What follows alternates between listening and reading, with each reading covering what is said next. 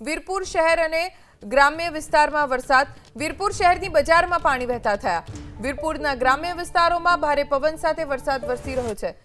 જાણે ભર ઉનાળે ચોમાસા જેવો વરસાદ વરસવાનો હોય એવો વરસાદ અત્યારે આ વિસ્તારોમાં વરસી રહ્યો છે હવામાન વિભાગની પણ આગાહી હતી કે આજના દિવસે પણ વરસાદ ધોધમાર વરસશે આંધી તોફાન સાથે વરસશે પવનનું જોર પણ 30 થી 40 કિલોમીટર પ્રતિ કલાક રહેવાની આગાહી હવામાન વિભાગે વ્યક્ત કરી હતી એવો જ વરસાદ અત્યારે રાજ્યના અલગ અલગ વિસ્તારોમાં ખાસ કરીને મહીસાગરના વિસ્તારોમાં જોવા મળી રહ્યો છે વીરપુર શહેર અને ગ્રામ્ય વિસ્તારમાં વરસાદ વીરપુર શહેરની બજારમાં પાણી વહેતા થયા વીરપુરના ગ્રામ્ય વિસ્તારોમાં ભારે પવન સાથે વરસાદ વરસી રહ્યો છે